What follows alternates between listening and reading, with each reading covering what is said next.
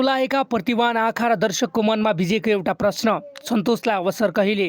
पाकिस्तानको इस्लामाबादमा जारी कावा मेन्स च्याम्पियनसिप 2026 भलिबल प्रतियोगितामा नेपाली समर्थकहरूको नजर केवल स्कोरबोर्डमा मात्र होइन, कोर्टको बाहिर बेन्चमा बसेका हाम्रा ती ऊर्जावान खेलाडीहरूमा पनि छ।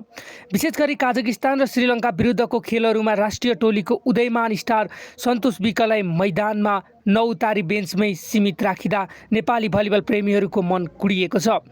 मैदानमा रातो नीलो जर्सी पहिरेका राष्ट्रियको शान बढाउन आतुर रहेका खेलाडी जब खेलभर बेन्चमै बसेर टोलाउन बाध्य हुन्छन्, तब त्यो निराशा उसमा मात्र सीमित रहँदैन, त्यो पीडा देश विदेशबाट प्रत्यक्ष प्रसारण हेरिरहेका लाखौँ दर्शकको मुटुमा पनि छाउँछ।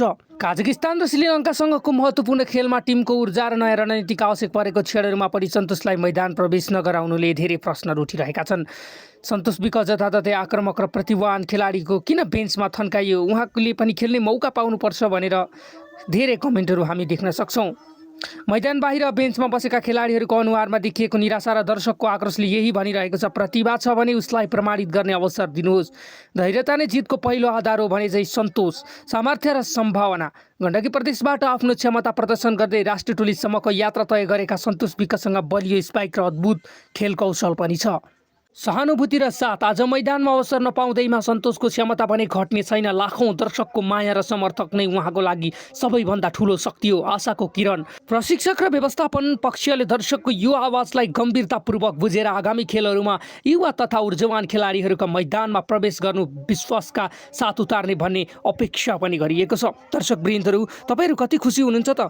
यदि सन्तोषले अब आगामी लगातार 3वटा खेलहरू गुमाइसकेको छ। पहिलो खेल काजाकिस्तानसँग 2-3 को सेटमा, दोस्रो खेल श्रीलङ्कासँग 2-3 को सेटमा बराबरी प्रतिस्पर्धा र तेस्रो खेल पाकिस्तानसँग पनि गुमाएको छ। आयोजक टोलीसँग गुमाएपछि अब विवस्न घटनाहरू भइरहेको छ। उदाहरणको लागि सन्तोष विकले हिजो त पाकिस्तानसँगको खेलमा अन्तिम क्षणमा खेल्न पाएका थिए भने बाँकी दुईवटा टिमहरू, दुईवटा देशहरूसँग आफ्नो खेल कौशल देखाउन पाइरहेका थिएनन्। खेलाडीहरूको वास्तविक ठाउँ बेन्चमा होइन, कोर्टको बिचमा हो। सन्तोष विक मात्र होइन, बेन्चमा बसेर देशका लागि केही गर्ने हुटुट बोकेका हरेक खेलाडी मेहनतको कदर गर्नै पर्छ। धैर्य गर सन्तोष, तिम्रो जर्सी नम्बर 8ले मैदानमा धमाका अवश्य पनि मचाउनेछ। दर्शकवृन्द, आजको श्रृङ्खला यहाँहरूलाई कस्तो लाग्यो? यदि चित्त बुझेमा यो भिडियोलाई लाइक गर्नुहोस्, च्यानलमा नयाँ हुनुहुन्छ भने च्यानललाई सब्सक्राइब गर्नुहोला र नजिकै आउने बेलमा प्रेस गरी अलमा क्लिक गर्न नभुल्नुहोला। अब हामीले सन्तोष विकको खेल चाँडै नै हेर्न पाउनेछौँ। यो हामी कडा दुआ पनि गर्न सक्छौँ। हस्त, धन्यवाद।